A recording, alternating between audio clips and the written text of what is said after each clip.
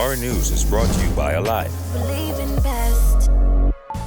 Good evening, Bahamas. Coming up tonight, it is night one of the FNM National Convention. We've got team coverage. A top Bahamas official responds to concerns over a perceived double standard for hotel events and concerts held by locals. And a swimming pig store owner hits back at Adelaide residents who want the business shut down.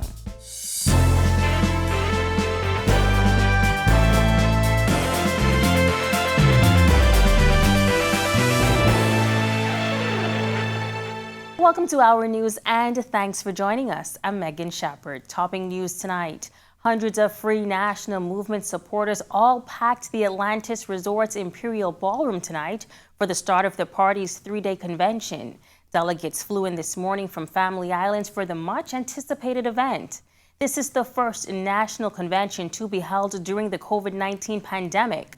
We have team coverage tonight, starting with Berthany McDermott, who is standing by at the convention site. Good evening, Berthany. That's right, Megan. We're here at the Atlantis Resort where the FNM's National Convention is just about to get underway. Now, earlier today, delegates gathered at the party's headquarters on Mackey Street to register for this event. We caught up with a few of them to get their views on what they're expecting ahead of this convention.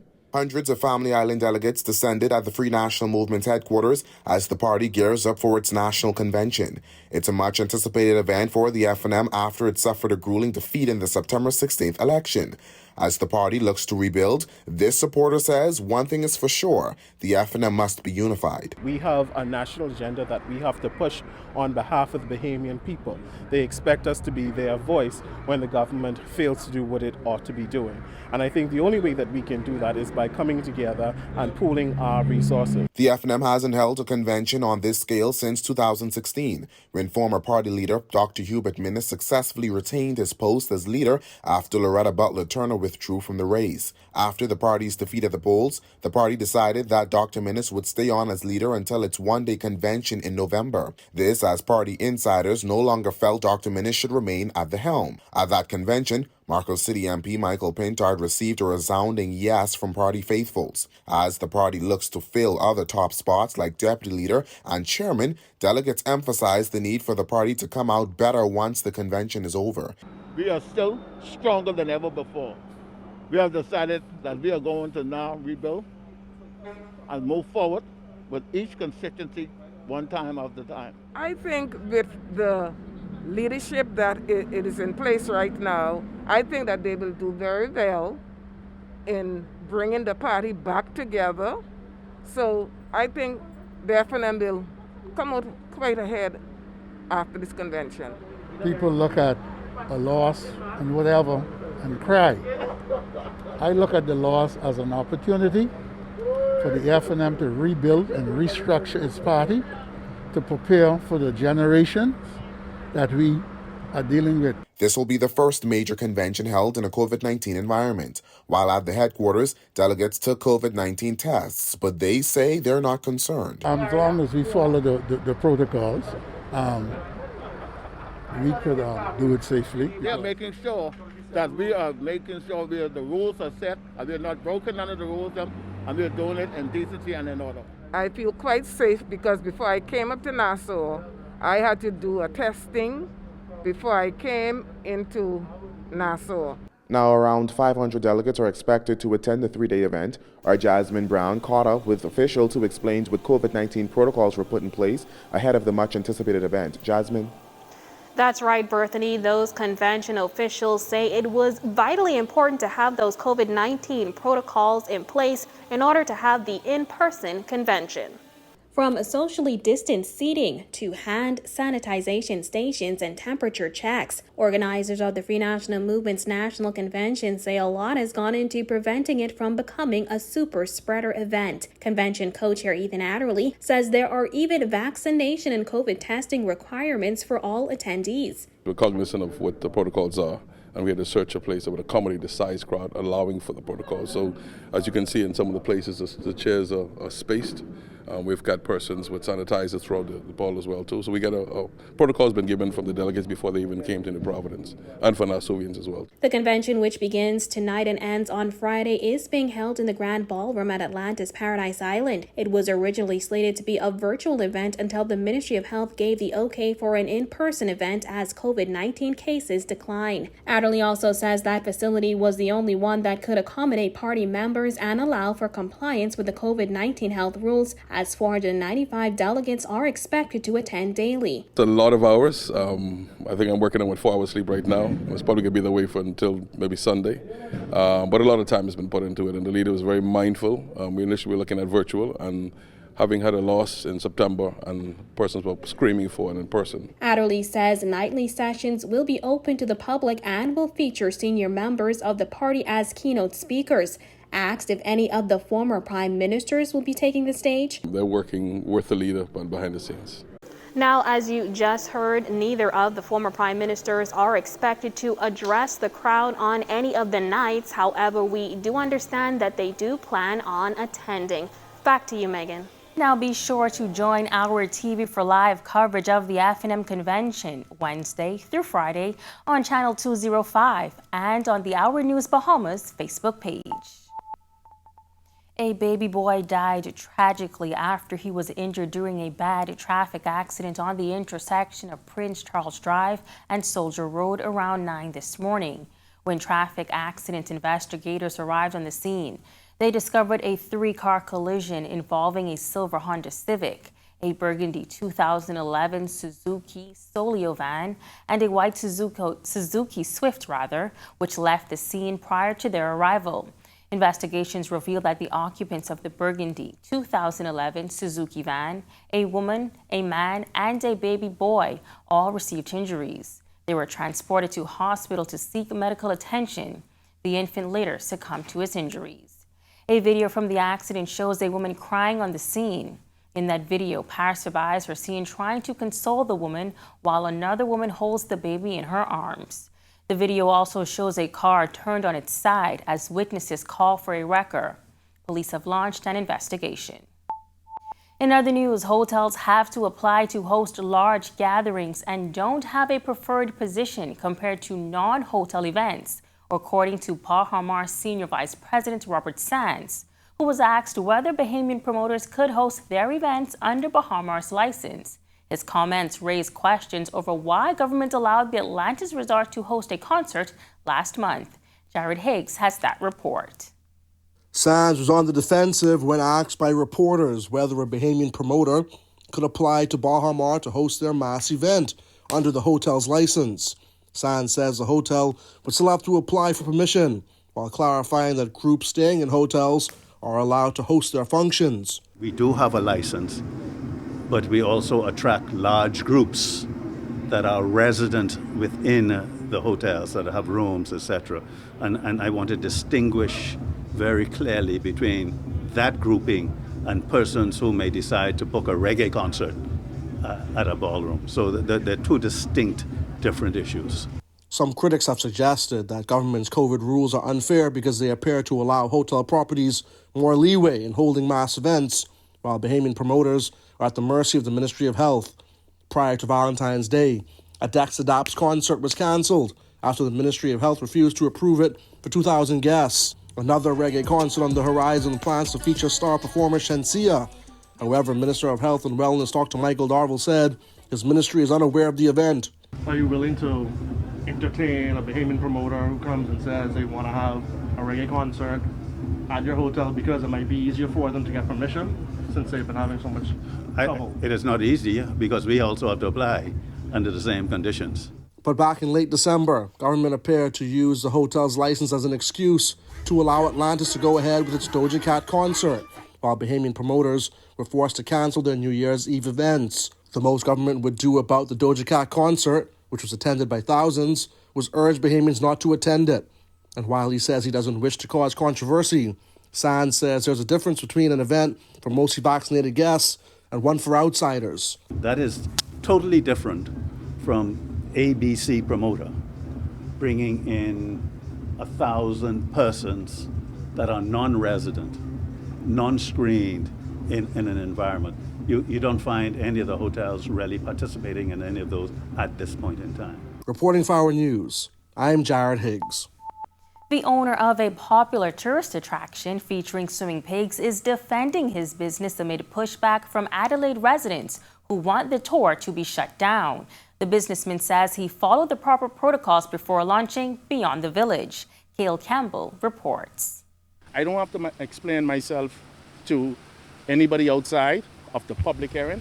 Obviously, I'm having a public area. So if I have a public area, I would need the licenses and all the right things from different agencies to operate.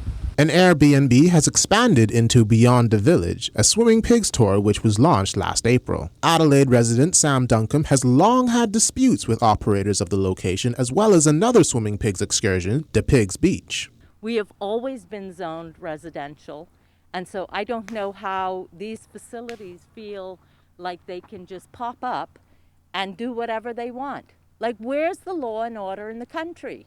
And we are calling on Minister Sears to urgently look into this matter. Beach Drive Housing Association President Rupert Stewart says residents are concerned that the increased traffic in the area may lead to an increase in home invasions and break-ins. He added residents have signed a petition calling for the business's removal. I mean, they can go and open an operation somewhere else on some of the beaches, shorelines in Nassau, but the swimming pigs were established in Exuma. The swimming pigs live on an island by themselves. They don't live around residents for a reason. Owner of Beyond the Village, Charles Johnson, says he has received the necessary licenses and grants needed for his operation and he's breaking no laws. Johnson added that his operation has been inspected by the Ministry of Agriculture, Ministry of Tourism, and Police. Adelaide Beach is a public beach, right? Just like numerous public beaches on this area will have Airbnb. A lot of them have Airbnb, which they cater to guests, which utilize their property, right? And that's commercial, right? But this isn't commercial. This is a private property, which people who can get beach access, who can access the beach to use, to have a beach day, to hang out. Where we use our property with other tour companies to give access to people who could come here on a tour and eat lunch and spend the day. A town hall meeting is scheduled for March 10th. However, Johnson pointed out a restaurant, bar, and Airbnbs are already operating in the area. I understand that. I understand that obviously the area is probably zoned for residential, but in the past, straight up the road on your way out on the right-hand side, there was a bar located. Every bar is located on every street on this road. Avery's is out there. They're located there. So, I'm just applying to the authorities to get the right licenses before I operate at eBay. And that's all I'm asking. But I'm doing everything through the right channels. These tourists also weighed in. I think that it's up to the people who live here to decide what they want for their community. But I think they're running a great business here. I think everyone earns the right to be entrepreneurial and come up with good business ideas and earn revenue as a result of that. For Our News, I'm Cale Campbell. Clear conditions outside our studio. Meteorologist Greg Thompson joins us with a first look at weather. Good evening, Greg. Thanks, Megan, and welcome everybody for our first look at weather on this Hump Day Wednesday. Lovely conditions outside our studios. Mostly clear skies, temperatures in the mid-70s. Still have that east-northeasterly wind flow at around 8 miles per hour and your feels-like temperature at 74. Satellite view, that ridge of high pressure continues to dominate our weather. Winds fell off a little bit across the northwest Bahamas, but still breezy across most of the island chain. Some patchy clouds moving out of the Atlantic, as well as a few small showers. We will continue to enjoy some very nice weather for this evening. Temperatures should get down into the upper 60s. That's your first look at weather. Your extended forecast is still to come. Still to come, should the next UB president be Bahamian? Find out what the current president thinks. And Abaco farmers on the road to recovery. Stay tuned.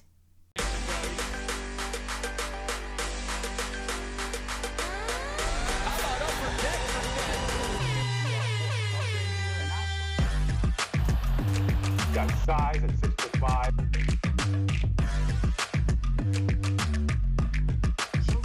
Hi, this is Shamika.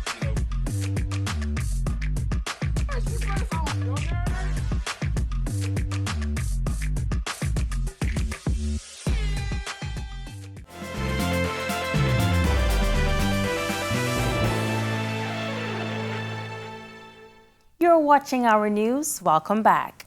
University of the Bahamas President Dr. Rodney Smith tight-lipped on whether he thinks his replacement should be a Bahamian. His comments follow calls for a Bahamian to fill the top role. There are 3 candidates on the shortlist, and only one, Dr. Ian Strawn, is a Bahamian. That's not for me to say. That's for the Board of Trustees to say.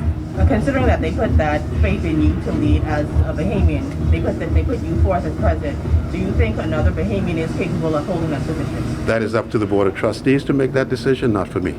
Smith also explained why the university rescinded a policy that would mandate students to be vaccinated or present a negative COVID test in order to enter campus. I think the university is following what's been happening around the world, around the country as well, in terms of relaxing these measures, but we're following very, very strictly guidelines from the Ministry of Health. Meantime, a poultry farm in Abaco is operating at just 1/5 of the capacity it was able to prior to Hurricane Dorian, as it faces recovery obstacles like the COVID-19 pandemic and inflation. Jared Higgs tells us more. Sounds of chicks chirping are a good sign for any farm, and it's no different at Abaco Big Bird. Back in 2019, Hurricane Dorian obliterated the farm, taking out all of its poultry barns, livestock, and citrus trees. 40% of its avocados also wiped out. It was like being in one of those zombie apocalypse movies. You didn't know what to do, where to go. Lance Pinder is an owner and manager of Abaco Big Bird. The days that followed the storm were brutal, but with the processing plant still intact, the family business could still produce ice to keep its frozen products fresh. That we decided to do it on a smaller scale this time and grow it and see how it would grow and what would happen. The COVID-19 pandemic and more recent challenges with inflation have made the farm's recovery even slower. Pinder says they're operating at just 1/5 of the capacity that they did before Hurricane Dorian. He says a silver lining is non-profits such as World Central Kitchen, which have provided 40 grants in the Bahamas, totaling $600,000. Abaco Big Bird was able to rebuild its 3rd barn thanks to that funding. Pinder says besides freeing up funds to be used for other things, the grant help and World Central Kitchen's general commitment to helping in the storm's aftermath were massive. It really was a moral boost because it's like, there are other people here really trying to help. I can tell you there was a lot of people here after the storm. They came in, they talked a good talk, but when the rubber really came to meet the road and then do what they said they were going to do with helping and stuff, they just fell flat. Tanique Brutus, who grew up in a fishing family, leads C&T fishing in Treasure Key, Abaco. Like Abaco Big Bird, they experienced significant losses during Hurricane Dorian. However, they were also assisted by World Central Kitchen's Food Producer Network grant funding. Proper communication to order your products and even get your products here. I mean, they did it all. They really, really was there with us hand in hand, trying to get us back up and restart it. 9 food producers are being assisted in what is World Central Kitchen's 4th round of funding. Reporting for Our News, I'm Jared Higgs. When Our News returns, why shot spotter technology won't be rolled out in Freeport, and 3 straight for Coach Yo. The details when Our News returns.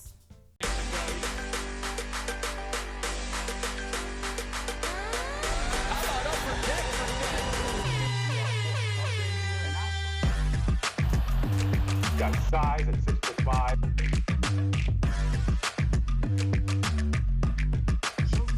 Hi, this is Salute.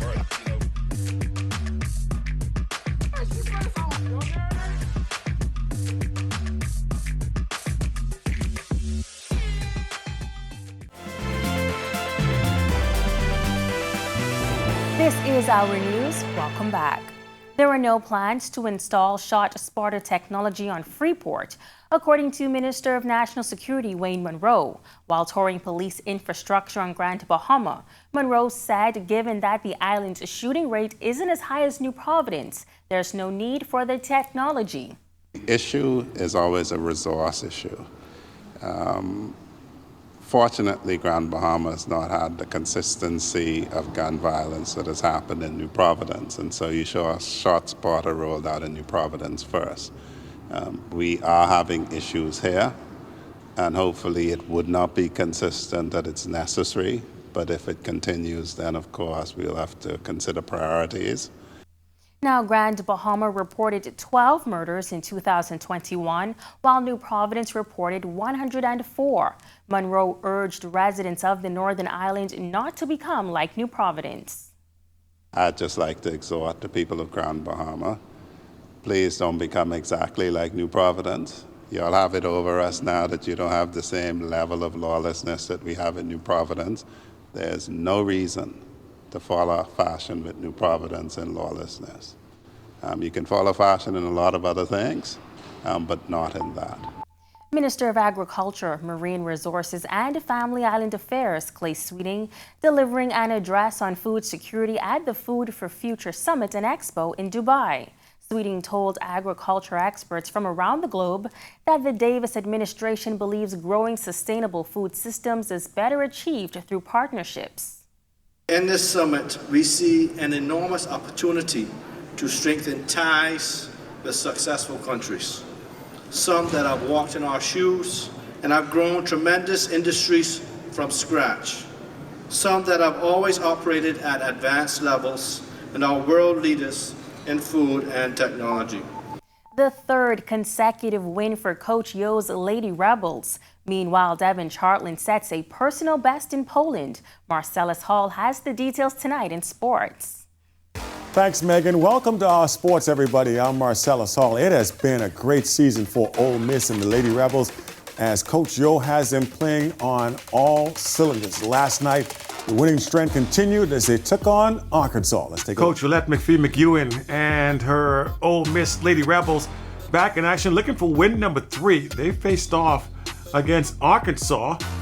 This one turns out to be a pretty good game. Nonetheless, in ideal conditions, the Lady Rebels would persevere. They hold on to win this thing 70-62, ends up being your final score. Great performance there by the Lady Rebels and leads them on the track now to continuing their outstanding season. Taking a look at their record so far on the year, folks, they are an astounding 21-6 on the season, 9-5 within their conference, which bodes pretty well. Coach Yo talking after the game. Grateful for the win. It was tough. The girls, it looked like they were out there on a slip and slide. It was so humid in the pavilion tonight, but we weathered the storm. I thought it was incredibly tough for both teams to play on this Tuesday, but it's what we have because of things that we couldn't control with COVID.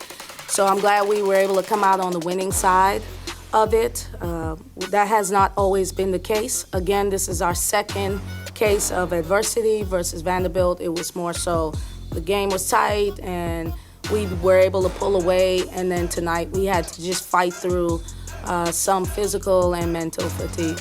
Meanwhile, one of our own, Devin Charlton, in action yesterday, running in Poland, taking part in the women's 60-meter hurdles. Charlton getting off to a great start, a season's best time as she blazes through the finish line in first place, time of 7.90 seconds. Charlton looking strong as she continues her preparation for the World Championships, which come up later on this year in Eugene, Oregon. And that's your look at sports here on this Hump Day Wednesday. I'm Marcellus Hall. Back to you, Megan. Still ahead, the Golden Isles Amphi stops by Adelaide Primary with a special delivery. Find out more after this.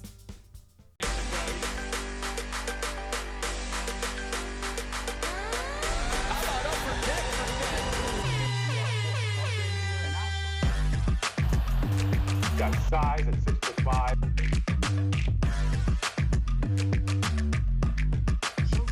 Hi, this is Shamik.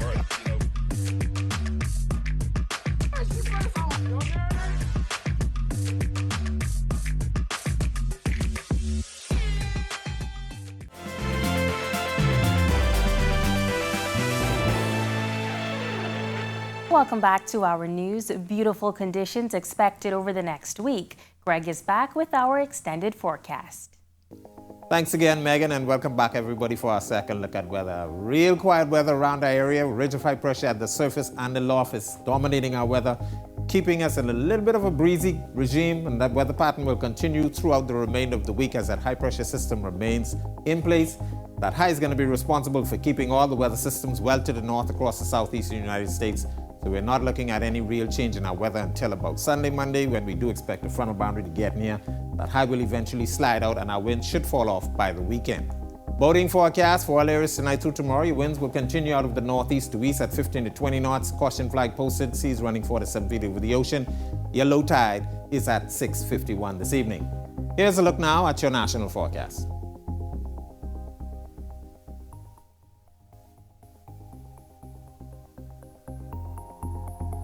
A look at your extended forecast through Wednesday.